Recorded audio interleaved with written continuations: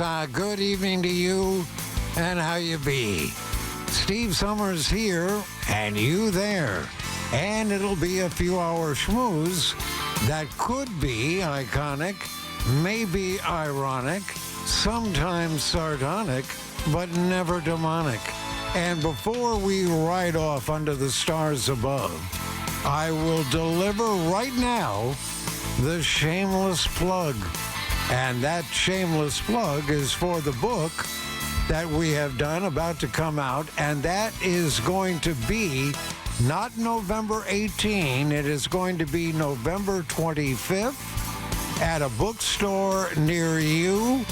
It's memoirs that chronicle a career with a focus on the over 30 years here at WFAN in New York City, but available now at Amazon. Recently, by the way, and this what I can't believe, but recently it was number one at Amazon's journalism section for books about to come out, and Amazon's sports writing section. It was number 3 there, and this was top 50 in both sections for books about to be released, and might just make a very nice holiday gift for the New York sports fan in your life. The story from this week, and of course by now we know all about what happened on Monday, and that was the release of the head coach, and relief for Giants fans. A coach who always put his team in position to lose. Rumor has it that even with all that chaos at airports across the country, with planes grounded, delayed, or canceled, those same planes seen overhead at the Meadowlands when the Giants are home, like they will be against Green Bay this weekend, will certainly be allowed to carry one of those planes. Is going to take off from Newark and be allowed to carry one coach out of town. Giants fans were so sick of the losing that even with planes grounded, Giants fans would have hired a drone, a Chinese balloon, even E.T.'s spacecraft to fly Daboll out of town. He became his own cliche with what he had to say after every game. We have to get better. But it got worse, becoming a head coach swimming in the Dead Sea. Jaxson Dart, a star that has the concussion. He's had a few of them. What is it? If you count with the preseason, he had a concussion. He was in the tent then, 3 since. So Dart, who is a star on the rise, let's face it, has the concussion. But it's Daboll, a Daboll who should have the head examined. When the game is already too late, when it's already been decided, you don't have your lone star on the offense on the field. 25 plays were designed for Dart to run. 25. After 3 concussion exams, and it's now 4, and with no neighbors or scatterboo, you can't be calling that many running plays for a quarterback that so far is prone to get hurt. And Daboll couldn't even remember when Dart got hurt. And he couldn't even guess that it happened on the play when Dart lost that fumble. And, of course, Dart, who was teaming up with Slayton. Where have you been? Slayton, for those with the 2 receptions, one, 31 and 38 yards. And so when Russell Wilson appeared, you might see another ball thrown into the tunnel at the stadium. What is it? He came close this last weekend. He really was closer to somebody sitting behind the end zone in the second row with one of his passes. Giants fans, they have had trouble trying to figure out what Daboll was figuring out. It's 4th and 1 on your side of the 50. He's going for it. It's 4th and 1 from their 1. He's not going for it. Playing for 3 instead of 7 can be a recipe for another fourth quarter meltdown. and allowing, it's just almost hard to believe, but with the Giants, it's believable, allowing 75 points in the fourth quarter over their last four games. That's melting down and out. 129 points over those same four games. Giant fans long for those days when they can remove those paper bags over the head and use those bags to what? Carry groceries home after a win, which may never come on the road. What is it, 11 straight losses from the road? So home or away, we will continue to see missed tackles, coverage breakdowns, drops, and penalties. So those paper bags will still be needed for game day. And what about the defense? Hard to defend against America's team. What a shame to see them lose so often. Oh, but that's a story for another moment. But against, with the Giants and with America's team, and with Denver, and with Chicago, the Giants, late in the fourth quarter, had a 92% chance of winning against America's team. They had a 99% chance of winning against Denver. They had a 96% chance of beating the Bears late in the fourth quarter with these three games. But Daboll, of course, lost all three. And the drops, I mean, we see drops. I mean, the Giants, what can they not do to have themselves lose a football game just so often?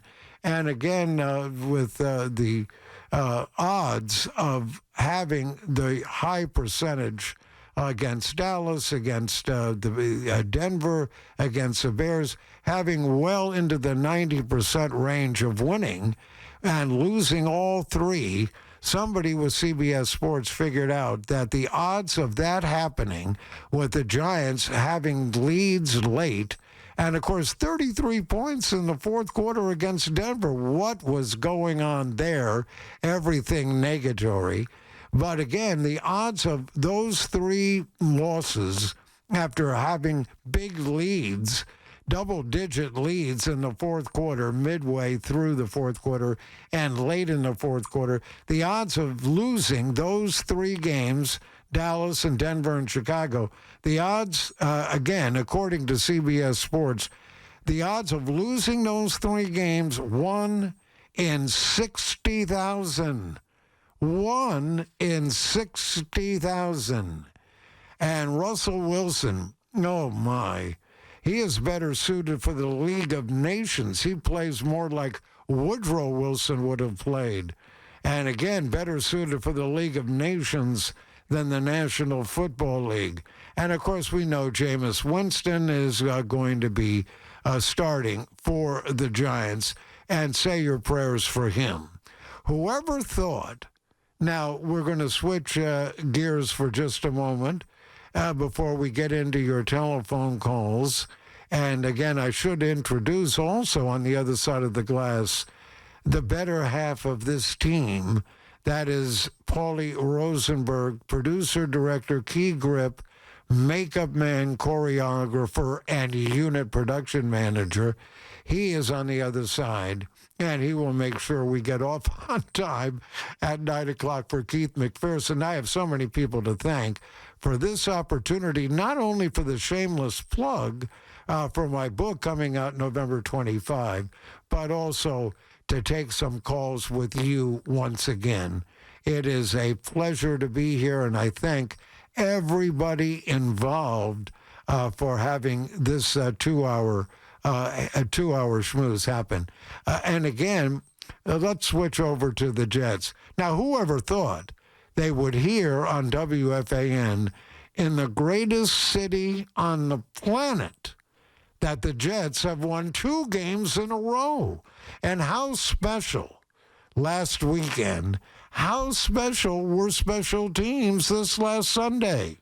Special. Schmidt's kick was just short of the end zone. Plus the 40, 50. One man to beat, and he's going to score.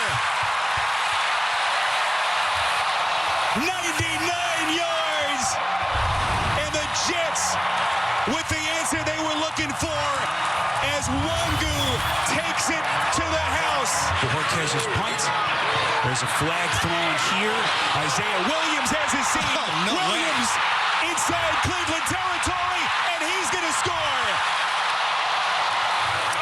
Nick Folk, chip shot attempt from 26, and he has been money in the bank. Nick Folk, the Pro Bowl kicker, second stint with the Jets, has hit 28 consecutive field goals, and that streak continues. Aaron Glenn and the New York Jets lost their first 7. They're going to get their second straight win, as they're going to get to 2-7 with a win here in Week 10 against the Cleveland Browns. 2 in a row. The New York Jetropolitans. 2 in a row. Whoever thought? And again, you have to mention, I mean, I wasn't here on Monday after the game and Tuesday, and here it is Wednesday. See, I'm old, and I've been around a little bit, maybe for too long. But the bottom line is I know what day it is, and not and some retired people or semi-retired. I'm a part-timer, and we do a podcast. You should know from this. But the bottom line is that we cannot leave the Jets discussion without mentioning about Hall, who was feeling his oats last weekend, wasn't he? Breece Hall, he was special as the special teams, don't you know, with all of his body parts, certainly his arms and legs, and so was Nick Folk. I mean, special teams, A+, thank you. And Nick Folk, a sure thing, and you thank the football gods for those 2 returns, since Fields, what's the word for Justin Fields? How is terrible working for you? The Jets winning with his -5 yards passing in the first half, and I think it was, 17-17, it was tied. -5 yards passing in the first half, and at least he found Hall for that touchdown. Fields with, 42 net passing yards for the game. Is that terrible or what? I mean, really. And the defense, what a day for McDonald. He had 4 of the 6 sacks, so lots of special with the Jets over Cleveland last weekend. And before I forget, 3 of the 5 punts inside the 20. And Woody Johnson, what an owner. Woody Johnson wanted to see somebody complete a pass. He may have to wait a while, like maybe next year, when the Jets can make magic with the picks they have from the Colts and America's team after the trade's made. And I have no argument with either of those 2, with Sauce, with Williams, no argument at all, because as the old saying has it, you can lose with them and you can lose without them. So as long as a quarterback emerges next April from the draft, the Jets can and will, listen up, the Jets can and will continue to get better. And it says so right here because I wrote it down. So there, and what is it? And by the way, the Knicks are underway at the Garden, 7-0 at home, going for win number 8 against Orlando. And you know what the Knickerbockers do? They do something the Rangers have trouble doing. The Knicks win at home, and the New York Rangers have trouble winning at home, although they did beat, Nashville 6-3. And those 6 goals, that matched their entire goal production from their first 7 home games. And 0-6-1 they were, and outscored 23-6. And right now, the Rangers are leading 1-0. There is a God in heaven. And again, with the Knickerbockers, what the Knickerbockers do is just score like what some teams score for 4 quarters. What the Knickerbockers do in the 4th quarter, in the second half, the Knickerbockers have scored 77 points in a half in 3 straight games. And Brown, the new coach, of course, using his bench. Who was it? Jordan Clarkson had 13 points off the bench in their win. And again, with Memphis, they were able to hold Morant down. He was not on his game. And the Knickerbockers are a true title contender. And the bench is involved. And now you have the comfort zone for Towns. At first, he was a little slow to pick up on the pace. And what is he, a power forward? Is he the center? You have Hart coming off the bench, and that is working out. Brown is doing something Thibodeau didn't do, and that is utilize the bench. And there's nothing wrong with that because with Thibodeau, the minutes that the starters were playing was a little too much, caught up with them a bit. In the postseason now, it's more of everybody is going to get some minutes.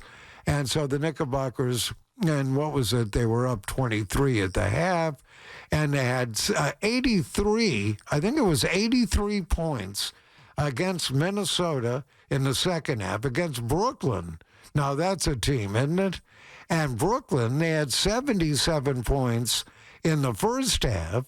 And with Memphis last night already, they led by 28, and then added another 10 to that in the fourth quarter, and they were without Mitchell Robinson, who is doing okay. Thank you. He was with load management so early in the season already with load management, and he didn't play last night because let's face it, the first night of back-to-back. You have to sit a little bit, especially when you're that tall. So they're with Orlando tonight, looking to make it 8 in a row, 8-0 at home. We'll take a little bit of a break, and then, of course, we're going to get to your telephone calls, and you should know the number. I don't. I have to learn it. I have to memorize it. It's 888. And by the way, 888, that was my home address growing up. And when I met the hawker from Hackensack, Robin, she was working at 888 7th Avenue for New Line Cinema in the business office. And now the telephone number is with the 888-808-1019. So give us a call. We're here until Keith McPherson, and he'll be your host with the most, coming your way at 9 o'clock right here on your fan, New York City. Who will stay